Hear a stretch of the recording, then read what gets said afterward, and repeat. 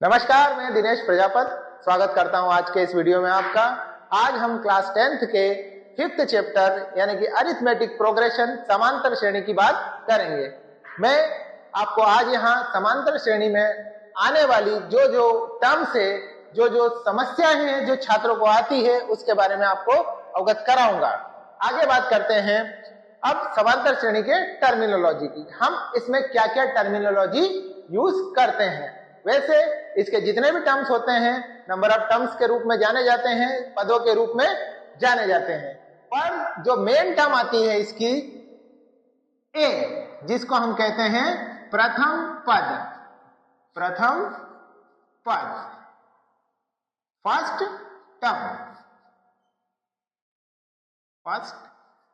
Term.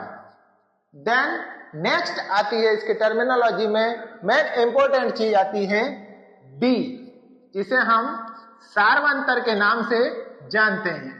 सार्वंतर जिसे हम common difference भी कहते हैं। कॉमन डिफरेंस ये सभी पदों के बीच में सेम होता है। जिन पदों के बीच में कॉमन डिफरेंस सेम नहीं होता है वो समांतर श्रेणी के अंतर्गत नहीं आते हैं। अगर आपको समांतर श्रेणी है या नहीं है चेक करने का सवाल अगर आता है तो आपको सबसे पहले सभी टर्म्स के बीच में कॉमन डिफरेंस निकालना होगा। अगर कॉमन डिफरेंस सेम है इट मींस वो एपी में है। एपी मींस अरिथमेटिक प्रोग्रेशन में है। A first term, D common difference. Then एक टर्म आती है आपकी एन, जिसको हम कहते हैं पदों की संख्या, मतलब नंबर ऑफ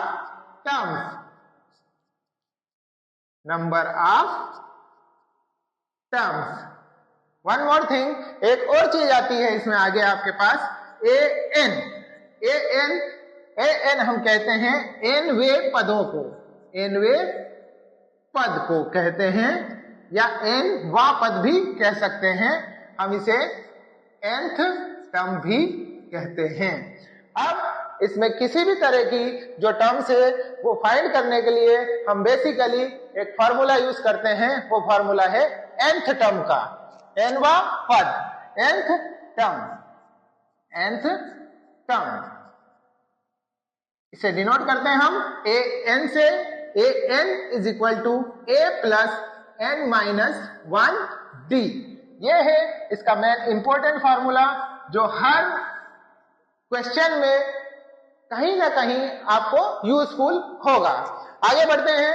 आपके पास यहाँ पर an है, a है, n माइनस 1 है और d है, बट 4 अननोन वैल्यूज यहाँ पर होती है, पर जरूरी नहीं कि सारी वैल्यूज अननोन हो। आप ध्यान रखें इन चार में से कोई भी 3 वैल्यू आपके पास गिवन होगी। ये चारों गिवन वैल्यू की हेल्प से इन चारों में से किसी एक अननोन वैल्यू को हम फाइंड कर सकते हैं। अब एक एग्जांपल के थ्रू हम समझ सकते हैं कि इसे कैसे फाइंड किया जा सकता है। फॉर एग्जांपल, किसी समांतर श्रेणी में आपको दे रखा हो कि भैया an की वैल्यू 48 है। an मींस लास्ट टर्म उसकी 48 है। n के टर्म को लास्ट टर्म भी कहते हैं, nवा पद भी कहते हैं। अगर आपको बता दिया जाए कि अगर फर्स्ट टर्म 3 है मींस a की वैल्यू 3 है। इसके बाद अगर आपको कह दिया जाए कॉमन डिफरेंस मींस d है आपका 5। अगर आपको d की वैल्यू भी देके रखी हो, इट मींस एक एग्जांपल मैं आपको एक ऐसी एपी का दे देता हूं कि सपोज आपके पास ये एपी है 3, 5 कॉमन डिफरेंस है, 8, 13 डैश 48। अब इसमें से हमने आइडेंटिफाई किया है कि a की वैल्यू आपकी 3 है। d क्या होता है? d जब भी हम आइडेंटिफाई करते हैं तो सेकेंड टर्म में से फर्स्ट टर्म को माइनस करते हैं, दूसरे पद में से पहले पद को माइनस करते हैं, इसके बाद हम तीसरे में से दूसरे को भी माइनस कर सकते हैं। ऐसे कंटिन्यूसली हम किस तरह से d को फाइंड कर सकते हैं। पर मेन हमें अगर कोई ये 3 वैल्यू दे के रखी है और नंबर ऑफ टर्म्स फाइंड करना हो, क्या फाइंड करना हो? Number of terms. तो नंबर ऑफ टर्म्स के लिए आप जानते हैं कि हम इसको n से डिनोट करते हैं। ओके, इस n को फाइंड करने के लिए हम ये सारी values as it is put करेंगे। ध्यान रखना है जो वैल्यू जहां पर है आपको उसी के प्लेस पे पुट करना है। मैं देखता हूं अक्सर मैथ्स में जब बच्चे सवाल करना शुरू करते हैं तो वो शुरू नहीं कर पाते हैं। क्या करें, उनकी पहली समस्या ये होती है कि हम करें तो क्या करें। उनको सवाल गलत होने का, क्वेश्चन गलत होने का डर इतना सताता है कि वो सवाल को शुरू नहीं करते हैं। तो इस वीडियो को देख के आप में थोड़ी हिम्मत आएगी। आप ध्यान देना, हम जहां से शुरू करेंगे उन वैल्यूज को वहां पुट करते जाएंगे और छोटे से छोटे साइन का ध्यान रखेंगे। देखेंगे हम कहां से शुरू कर रहे हैं इस क्वेश्चन को। हमें क्या फाइंड करना है, n। मैंने यहां पे हाईलाइट किया है, हमें n फाइंड करना हो अगर, तो हम शुरुआत करेंगे nth टर्म के फॉर्मूले से। आपके पास वैल्यूज दे रखी है an इज इक्वल 48, मीन्स ये लास्ट टर्म हो और a 3 हो और अगर d 5 हो तो हम n कैसे फाइंड करेंगे। शुरुआत करते हैं हम nth टर्म से। an क्या है आपके पास 48, मीन्स अब हम an नहीं लिखेंगे और क्या लिखेंगे 48। तो इसकी जगह मैंने 48 लिख दिया है भैया। अब आप आगे क्या करते हैं ये समझ में नहीं आता, तो यहां देख लीजिए an के बाद क्या लिखा है, इक्वल का साइन। आप भी लगा दीजिए इक्वल का साइन। इक्वल के साइन के बाद क्या है भैया a, मीन्स आपको a की वैल्यू पुट करना है। अब हम a नहीं लिखेंगे, a की वैल्यू हमारे पास है 3, ये हमने यहां पर पुट कर दी 3। देन आ जाओ आप a पर आ गए हैं। a के बाद क्या कौन सा साइन लगा है, प्लस का साइन। आप इस प्लस के साइन को लिख देंगे। देन आपके पास क्या है भैया n-1। क्या आपके पास n की वैल्यू है, नहीं है, तो जिसकी वैल्यू फाइंड करना है उसको हम एज इट इज फिलहाल लिख देंगे। देन आपके पास है d, जो कि हमने एज्यूम किया है 5।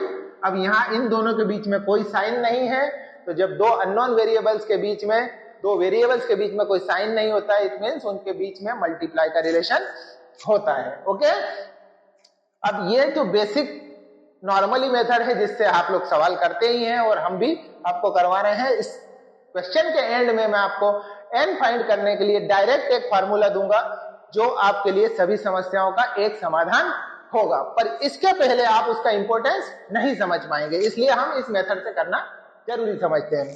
अब 48 इक्वल 3 प्लस n-1 इंटू 5 आपके पास ये आया। देन हम क्या करेंगे, इस 3 को ट्रांसफर करेंगे। ट्रांसफर यहां पर करेंगे मतलब 48 में से हमको क्या करना पड़ेगा, 3 को माइनस करना पड़ेगा, क्योंकि अभी इधर पॉजिटिव साइन का है। तो जब इक्वल से इधर कोई नंबर ट्रांसफर होता है तो उसका साइन चेंज हो जाता है। अब ये 3 इधर आ गया, अब बचा प्लस। अब आप सोचेंगे हमें प्लस लिखना चाहिए, पर हम जब इक्वल के इधर या उधर कोई फर्स्ट अगर कोई वेरिएबल या नंबर लिखते तो उसके आगे प्लस का साइन नहीं लगाते हैं। इट मीन्स अगर साइन नहीं भी लगाए तो आप समझ जाइए कि ये पॉजिटिव है। तो हम यहाँ पर n-1 को एज इट इज लिख देंगे और 5 अपनी जगह पर। 48 माइनस 3 क्या होगा भैया 45। 45 इक्वल n-1 इंटू 5।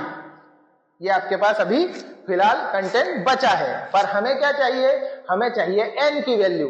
n की वैल्यू चाहिए तो हमें भी चाहिए कि n को एक ही तरफ रखें और बाकी जितने भी नंबर्स हैं उनको हम अदर साइड में ले जाएं। अदर साइड की जब बात करें तो आप देखेंगे इधर ये अपना 45 है, इस 45 और n-1 में से हम 1 बाय 1 किसी भी नंबर्स को ट्रांसफर करेंगे, जैसा कि हमने पहले 3 को किया।